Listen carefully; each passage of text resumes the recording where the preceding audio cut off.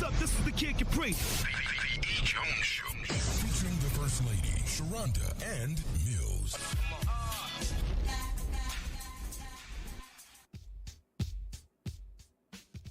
That's right, your man E.Jones is back in the building, man. I just had to get on some.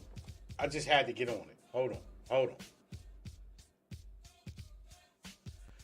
What's going on, family? Yo, what's up, Grandmaster? I'm hanging in there. How you doing today? I'm all right, man. I'm good. I'm blessed.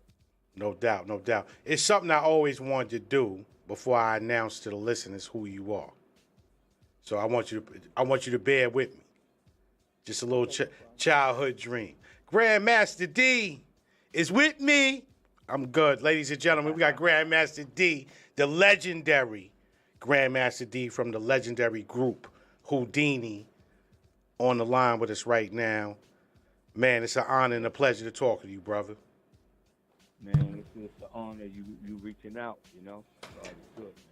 Well, I got to do that because if I say that I stand by legendary hip-hop and R&B, then you in the legendary status. So I got to represent it to the fullest. And Brooklyn is definitely in the building. So it's good. Good looking, Sam.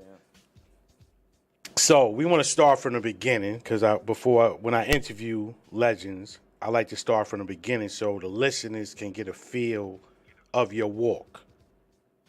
Mm-hmm. So how did you start DJing? Oh, man, let's take it way back. Yes, sir. The era was 1977, my first year of high school. Mm-hmm. In Manhattan. I went to school called Julia Richmond. Mm-hmm. And in my class, I just moved from Brooklyn to Queens, Roseville Island, and so I went to school in Manhattan. First year, freshman, going into the lunchroom, one of my classmates said, well, they got a break room where a lot of the rappers go. The rappers? They said, yeah, a lot of rappers and breakdancers be in there playing music. I said, all right, but this day I went. I went with them in the break room, and they was playing cards, and they had a big boom box. Mm-hmm. They had the big boom box radio. And they were playing the they call it rap back then. It was called, the rap. So I was saying, yes, y'all. You don't stop. We like our sound, loud, and clear. I was like, yo, what is that? He said, yo, that's rap. It's rap. So I said, rap? So I said, wow, that sounds good. And the next thing you know, I go home. The next day, a new classmate came in the room, and it wound up being Master Don from the Deaf Committee. No doubt. I know you heard of Master Don Deaf Committee. He wound up being my classmate. And that day, I kept hearing him, say a little rap and beating on the table in the classroom, and on his desk. And we connected. And as we connected, he told me he was a DJ. And I said, yeah. So I said, yeah, I'm thinking about getting into that. So he said, well, just come by my crib, and I got the turntable and everything, and I'll show you. I'll teach you a little something. Mm-hmm. And that's where it started. Every day after school, from that day on, every day I would go to his crib and learn the technique of extraction. Got you. Master John, I got to give him the respect, and may he rest in peace. He was the one that showed me the ropes. Okay, so now we're moving up from the high school. You perfected your skills and all that. How did you and the rest of the group from Whodini get together? The members, rather. Okay, well, we exchanged numbers, and he came by my crib. He had brought X with him, and they was listening to me scratching, and I was showing him my skills, and he said, yo, you good. And that's when he gave me the okay. No doubt. You guys definitely introduced the world to a lot, as MCs and DJs, the fly gear. You definitely had your own lane. Mm-hmm. Bars, fly gear, plus they spotlighted you. It was a perfect combination. Y'all went on a big tour. Let's talk about that. What's that, the Fresh Fest tour? How did that all come into place? Well, that was Cedric Walker. You know, he does the Universal Circus and all that. He approached Russell and them about doing a tour. And Russell and them agreed to put it together with him. And he took it and we gathered all the groups up, Run DMC and us and everybody else, Curtis Blow, and we took it from there and turned it into a tour. You know, starting off, you got to think about it's the beginning stages of a first rap tour. So, you know, it started off kind of slow, you know, and you know, people started gradually picking up to it, and we did a lot of in-store promotions. You know, today they don't do that. Nope. We had to go to record shops, sign autographs. We had to go to the mall, you know, sign autographs, and it was a fun time at that time. It was the beginning stages, but nobody knew how far this was going to go at that time. But once we started seeing that crowds coming in, and then them 20,000 people started walking through the doors, we said, this is it. This is it.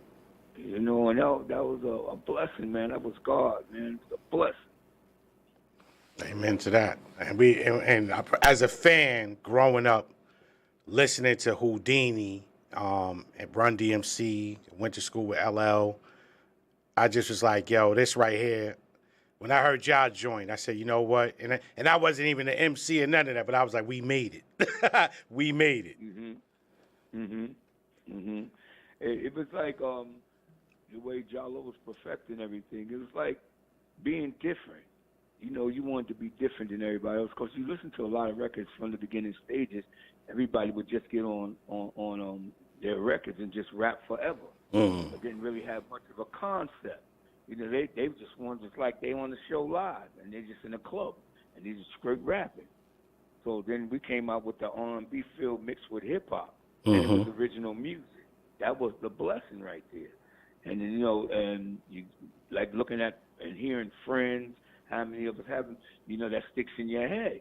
Yes. You know, you're giving them something to really relate to. But not only that, it was danceable music. It wasn't just straight beats. You know, and then a lot of groups back then, their records sound like they was made in the basement. You know, this was real studio, and it was so clean and so clear. Definitely.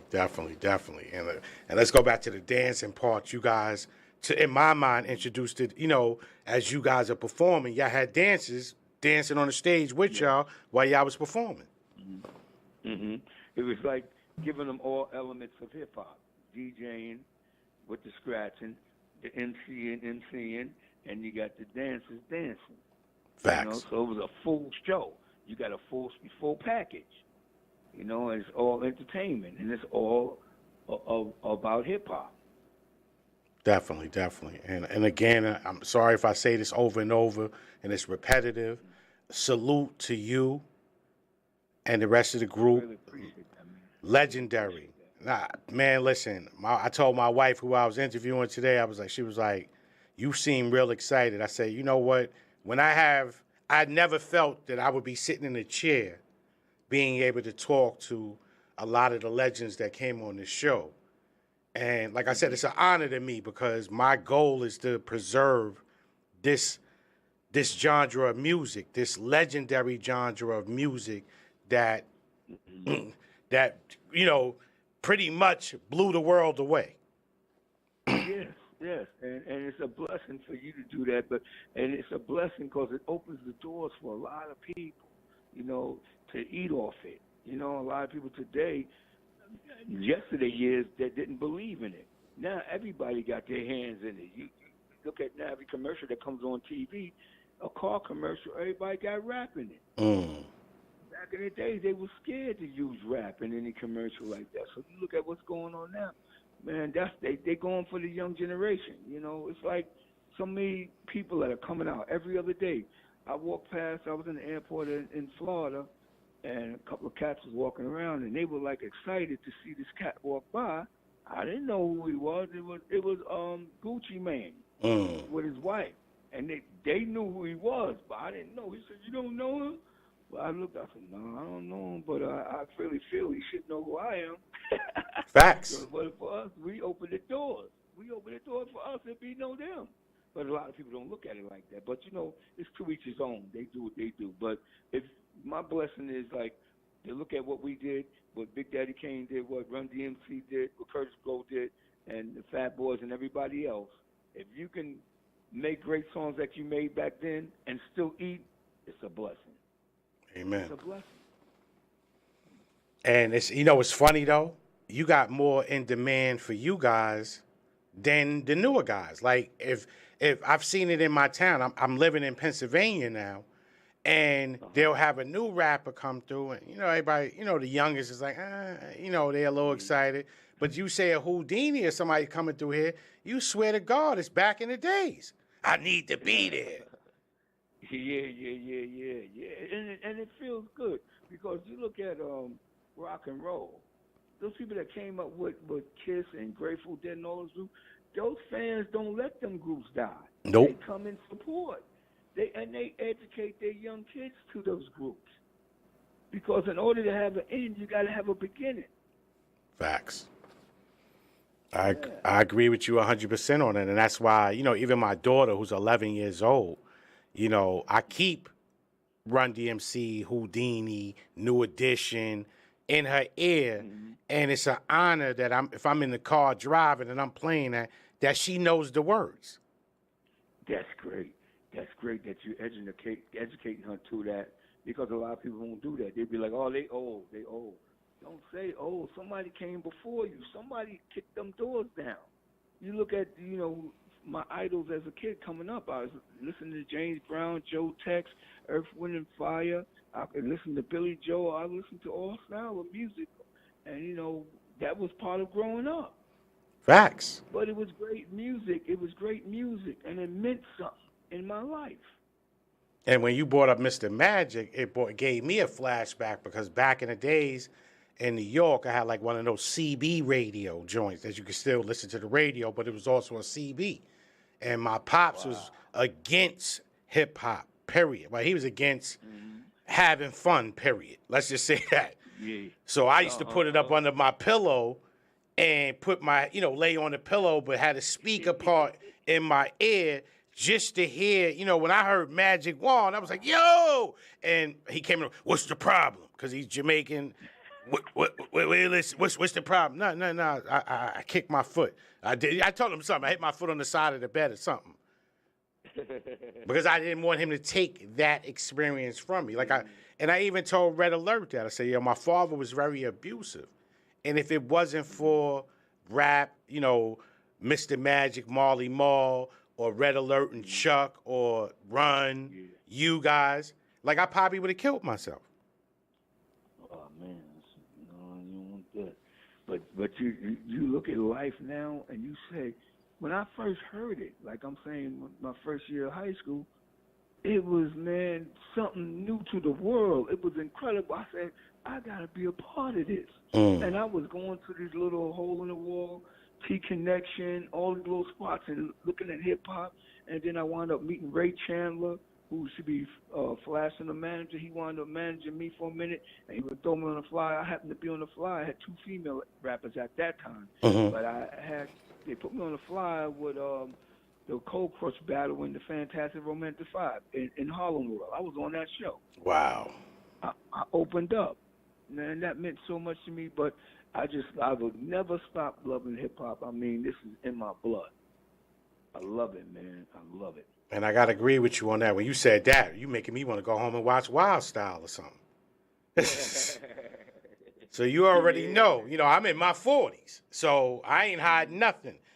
I had a little argument with a little youngster. I said, let me ask you a question, man. Do you know the first hip-hop movie was? He was like, yeah, it was Beat Street. I was like, wow, you're out of touch. Yeah, you know. They catching a lot of things late, so they don't know. And a lot of them today, even some of the new cats that's in the game, they don't care to look back at their history. But like I said, in order to, you got to end. But in order to have the end, you got to have a beginning. Who came before who? Nobody looks up to see who came before them. They just in the game and just say it's all about them. You got to pay homage to the brothers that came and fought that war that y'all didn't have to fight. Exactly. And you know what's funny about that? I had Big Gip on from Goody Mob yesterday, and we was chopping it up, and he said the same thing. One of the things that made my heart like jump, he said, we wanted to be accepted by New York, and the first time we performed in New York, they booed us. But we wasn't mad at New York. We just said that we needed, me, Big Boy, and the rest of the crew, we had to go back to Atlanta and sharpen our swords. And I was like, wow, that's what's up. But he was saying, you know, he paid homage to the Whodini's, Run DMC, LL. He went on. He said, but these young cats don't know the founders that opened this door for us. Yeah, they don't know the history of it, man. It's big, man. You think about it, we all played a part in it. Everybody had their hands in it. To make it last this long, to go this far, ain't that something how times change? And now it's not about going in a record shop and seeing your album on the shelf. Now it's about everything is going through the internet. Yep, it's online. Yep, everything's online. Ain't no more record stores and going into mom and pop stores and signing autographs and doing in-stores. Ain't no more of that. And it's sad, though, because I remember... They got it easy. Yeah, it's sad. Sad, because I remember going on Jamaica Avenue when y'all album dropped. You know, anybody's album drop, I'm running to Jamaica Avenue trying to grab that. Had that store over there, yeah, on Jamaica Avenue. Everybody used to go there. Yep.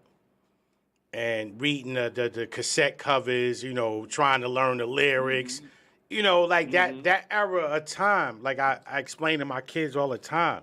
They always ask me, like, why do you hold on to that? I say, yo, listen, when I came up, me and my boy Stan would battle because he would be on BLS listening to Mr. Magic. I'm on Kiss FM with Red Alert, and we putting together our version of a mixtape on a TDK. So you know I'm going there right now. With the TDK, we had our little box. Yo, you heard this joint on Mr. Magic now, but I ain't hear that, but I got this.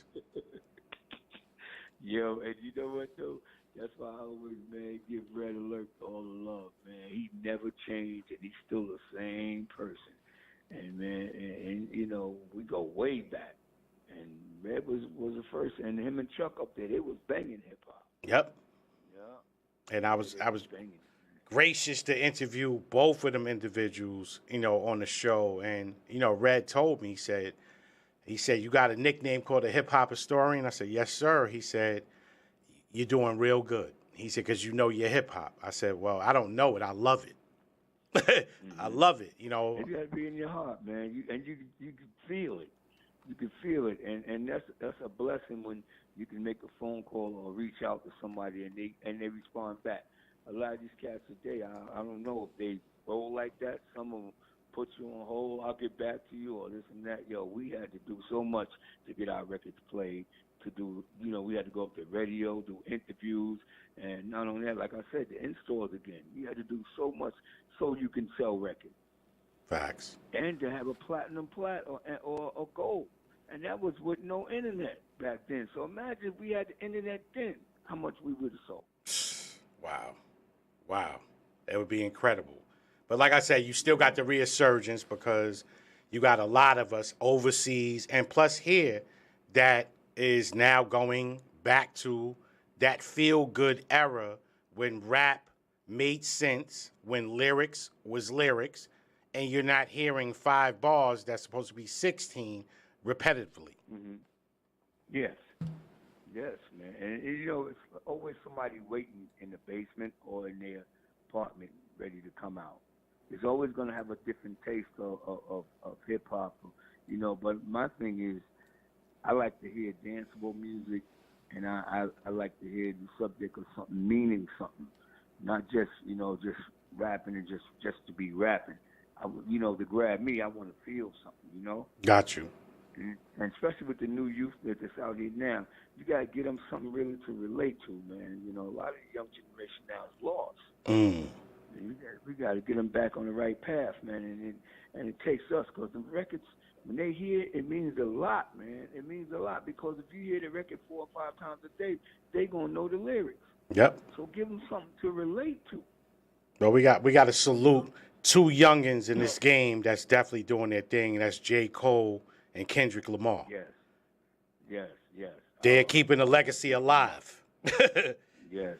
Yes, man, I big them up, and they don't play the J. Cole like they supposed to. You Nah. know? And they don't give them their props because they know.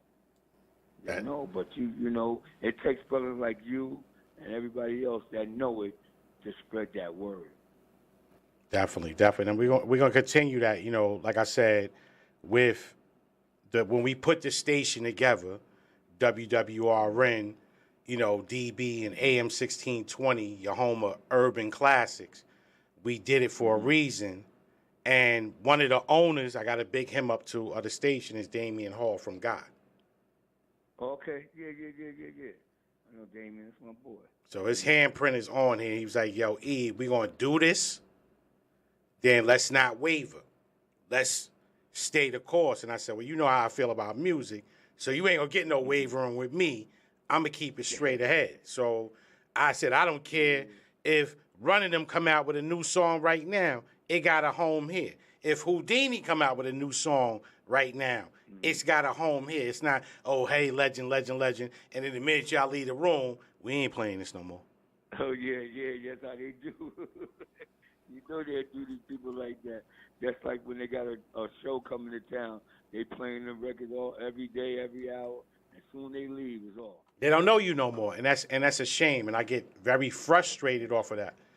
So, like I said, when I was talking to my wife, and she said, when you do this, like, which way you going? I said, rock and roll has a station to preserve its genre. Yes. I said, country has a lane to preserve their genre. So why can't I build a lane that preserves our genre of music? And not taking a knock at L, I love LL. But we was here before Rock the Bells. But his name gives him more credit. But I appreciate that he did do that. Mm-hmm.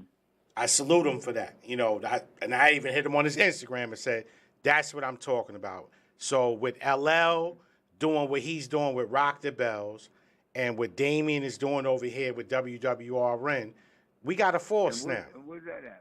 Where y'all have that at? We are located in Bethlehem, Pennsylvania. Okay. Where's that close to? Is that near Allentown? Right next door to Allentown. About five seconds in a sneeze and you in Allentown. Oh, okay. So we here. You ever come through, brother? You got a home right here. Yeah, I was trying to reach out to one of them spots in Allentown, to one of the clubs. Now, I got a spot for you. We'll talk behind the scenes. I got a spot for you. Yeah. I can show you a spot where the money's at. Allentown is okay, but we need to get you up in the Poconos. Okay. That's where that bread is at. All right, that sounds good, my brother. And they would embrace you up there because you got a bunch of us up there, New Yorkers, New Jersey, Philly. They up there. Mm-hmm. And everybody that I speak to up there was like, I don't listen to the radio because it's nothing being played. Mm-hmm. So we definitely need to do something with Grandmaster Dee, get him up in one of the spots so you could do your thing. Yeah, no problem, man. Yeah. Are you and Whodini trying to do something like a reunion tour, something? Is there something come on, give me something. Is there something in the works? We're gonna see what happens, what comes about. Cause right now I'm working on the Grandmaster Dee album. Okay. Right now, and trying to put some things together and decide stuff that I had never put out. So I'm refreshing it, and I'm gonna get that out. And as we're currently speaking, I got shows I'll be doing here and there, you know, on the DJ tip. Okay. I got Orangeburg, Pennsylvania Orangeburg, South Carolina coming up. Then I have Atlanta, and then I got Miami. Now we gotta bring you this way. I gotta talk to a couple of promoters and say we gotta bring Grandmaster Dee up this way. All right, that sounds good, my brother. Real talk. Just let the world know if they want to book Grandmaster Dee, get at Grandmaster Dee on Facebook, or Drew GMD Carter on Facebook, or Grandmaster Dee on Instagram. Y'all heard that. Give it to him one more time, legend. One more time. Yeah. Grandmaster Dee on Facebook, and Drew GMD Carter on Facebook, and Grandmaster Dee Instagram. And big shout out to Ron Morgan, my manager, you know, holding it down. Got a lot of things coming up. And I got another big project coming up real soon. I don't want to leak it out yet. And I'll give a shout out to my wife, Cheryl Carter. Salute to her also too. And when you finish with that album, please see your boy with that. Don't skip me. I ain't gonna skip you now. Once I get it done, I'll definitely give you a copy of it. You'll be the first. Appreciate you so much, brother. And like I said again, man, it was an honor and a pleasure for you to take some time out of your day to chop it up with me, man. Like, you made my weekend. And I'm not saying it just to say it. I mean that from the top and the bottom of my heart. I really appreciate you, my brother, and thanks for the time, man. It means so much to me, and it means a lot to the fans, too. So Grandmaster Dee still doing what he do. And, another thing, big shout-out to Purcell, my boy from Brooklyn, Valor. Used to be in the group with my brother, Valor and Double O. Shout out to him, too. All right, family. We'll definitely stay in touch. Yeah. All right, man. Peace and enjoy your weekend. I respect you, man, and thanks for the love. Anytime, family. Anytime you want to come on here, my door is open. Okay, one love. All right. Talking. You got my number? I got you. Okay. All right. Peace. Okay. Ladies and gentlemen, that was Grandmaster Dee from the legendary group Whodini, in the building. Graced us with an interview. It's a blessing, man. Like, if y'all don't know me by now, y'all know me. I'm all about the legendary hip-hop and R&B, man. And to grow up watching them and listening to them and then having a chance to talk to them, that, like I said, that makes my day. I could have a bad day and get on the phone with a legend, and it made my day, man, because they played a big part in my come-up and in my road of travel. They played a big part, man. And like I told Grandmaster Dee, like, if it wasn't for the Magics and Marley Marls and Red Alerts, Chuck Chill Out, Awesome Tools, man, your boy might not be here, man. But every time I felt like I was going in a dark place, I would listen to one of their joints on the radio, and it would turn me in another direction, man. So music definitely changes lives. And it could definitely put you on a great course, man. So for anybody out there that's going through depression or whatever the case may be, try to find something that will bring some joy back into your life. Because like he said, man, you don't want to take your life. You don't.